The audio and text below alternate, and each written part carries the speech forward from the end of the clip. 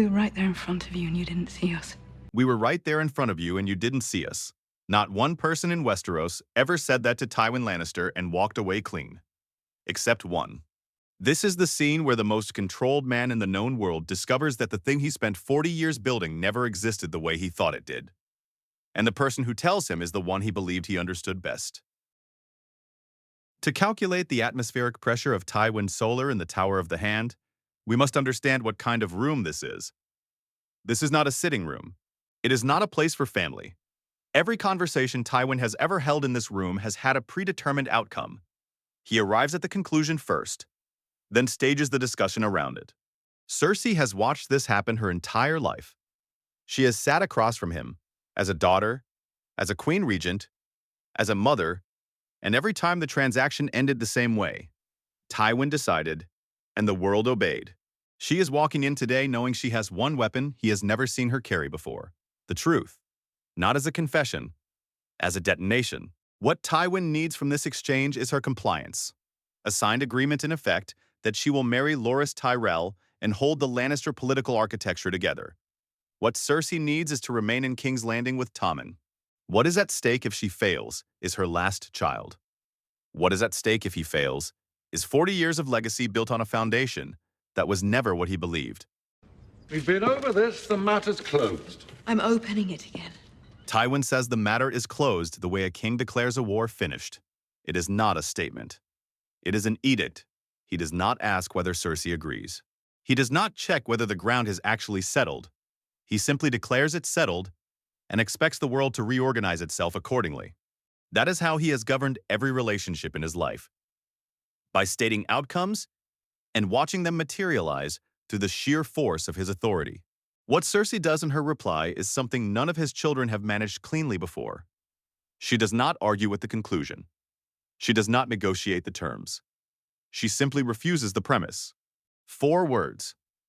The matter is not closed because she is opening it. The wound underneath that refusal is not defiance for its own sake. It is a woman who has spent her entire life watching her father close matters that involved her without consulting her, and who has finally calculated that she has less to lose by refusing than by complying. Presumptive closure. The authority tactic of declaring a conflict resolved before the other party has consented, using positional power to substitute for actual agreement.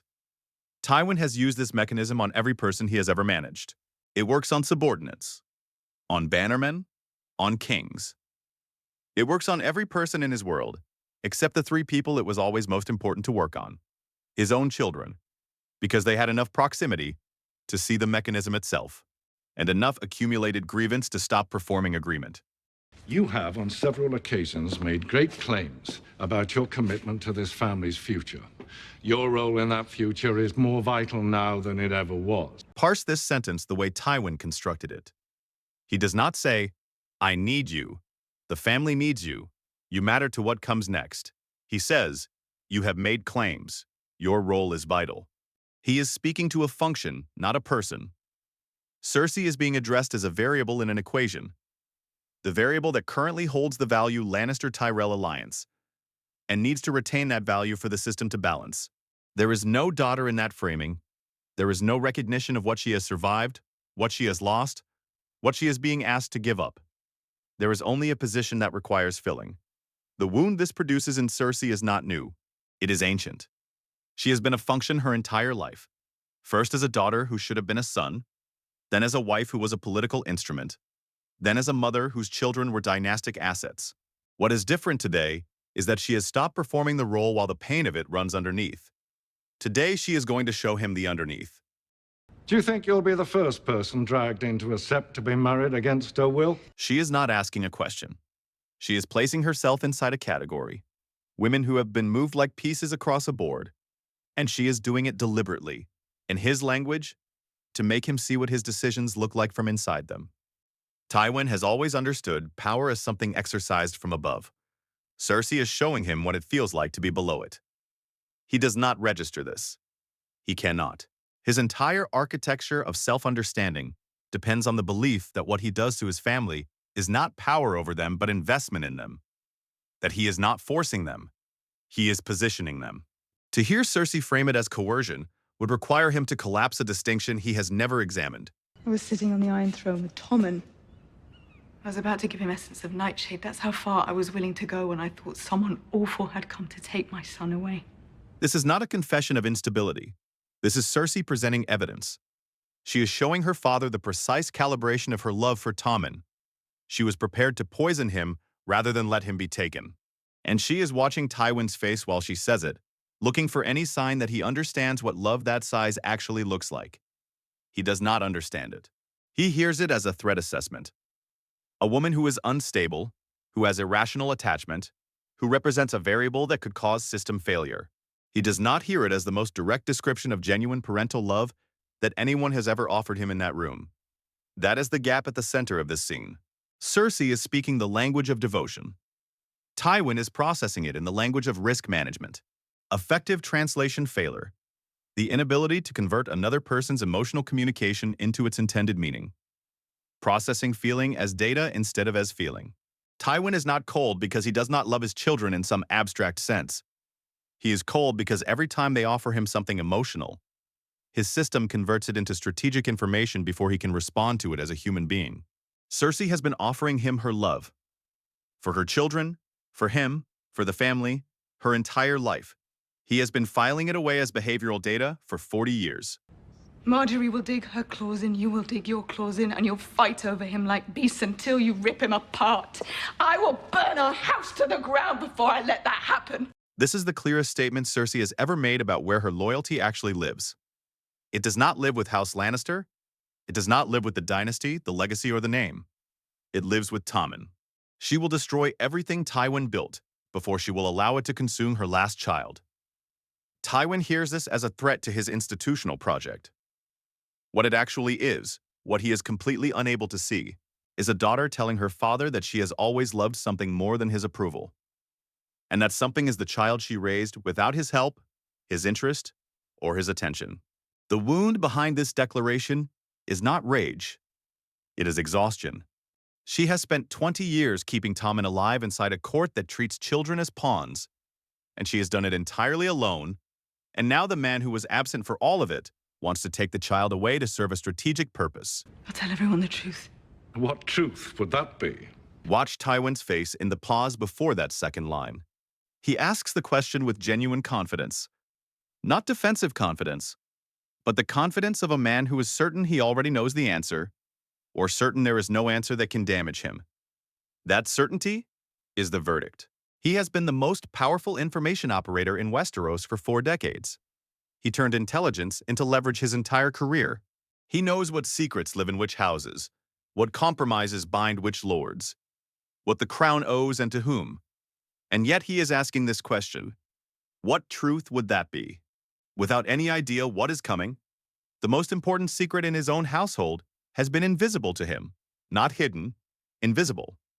Because he never looked for it, he never looked at his children long enough to see what they actually were. How can someone so consumed by the idea of his family have any conception what his actual family was doing? We were right there in front of you and you didn't see us. This is the line. Not the incest confession, not the legacy declaration. This line. Cersei is not accusing Tywin of cruelty. She is not accusing him of malice. She is delivering a precise psychological autopsy on the man who raised her. She is telling him that his obsession with the abstract concept of family, the name, the institution, the dynasty, consumed the bandwidth he would have needed to perceive the actual people living inside it. He was so focused on building Lannister that he never saw the Lannisters. And the most devastating part of her delivery is the tense she uses. We were right there in front of you. Past tense. Something that was available and is no longer. She is not asking him to look now. It is too late for that. She is simply making sure he knows he had the chance and didn't take it. Dynastic Abstraction. The displacement of attention from actual family members onto the institutional idea of the family, such that the real people become invisible while the name they carry grows enormous. This is not a uniquely Lannister pathology. It runs through every family in Westeros that has lasted long enough to confuse its members with its legacy. But Tywin is its purest expression. He genuinely believed that building the Lannister name was how he loved his children. He thought legacy was a form of care. His children experienced it as proof that he did not see them at all. Everything they say is true about Jaime and me. No, Your legacy is a lie. I don't believe you. 3 words. Cersei uses 3 words to collapse 40 years. Your legacy is a lie. And Tywin says he does not believe her, but watch what the scene does with that line. It does not let him hold the denial. The camera moves to Cersei's face, and she says, "Yes, you do." She does not argue further. She does not produce evidence. She does not need to. She knows that the moment she said those words, something in Tywin Lannister recognized them as true, not because he had suspected it, because somewhere below the level of his extraordinary intelligence, below the strategy, below the legacy obsession, below the institutional architecture, there was a man who had always avoided looking at his children directly, and who had always known, without acknowledging it, that there was a reason he avoided it. Cersei has just forced him to look. She turns and walks out. The camera holds on his face, and for the first time in the entire series, Tywin Lannister has nothing to say. Yes, you do. She does not wait for him to recover. She does not stay to watch the damage settle. She has already won, not by arguing, not by threatening, not by outlasting him in a negotiation. She has won by making him see, and she walks away because staying would require him to respond, and his response would only be denial, and she is done performing patience for his denial. The door closes. Tywin is alone with the things she put in the room. He will be dead before morning. Tyrion will see to that. And the last conscious experience Tywin Lannister will have in this life is the knowledge that the empire he built was constructed on a foundation he never once examined. But here is what the show never told you. In George R.R. Martin's novels, Tywin's sister Genna Lannister delivers the clearest verdict on his failure. Not at his death, but after it. She tells Jaime directly that Tyrion was the true son Tywin never acknowledged. Not because of love, because of likeness. Tyrion thought exactly the way Tywin thought. The same strategic mind, the same instinct for leverage, the same ability to read a room and position himself inside it. Tywin spent his life despising the child who was his most accurate reflection, and pouring his legacy into Jaime, a man who wanted none of it and said so, repeatedly, in exactly the terms Tywin taught him to use. The show softened this into tragedy. The books make it something more precise.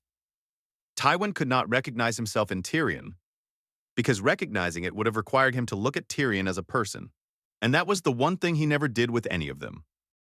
There is a specific architecture of authority that mistakes institutional construction for human connection. You see it in founding families. The patriarch who builds something extraordinary and cannot understand why the people he built it for feel emptied rather than grateful.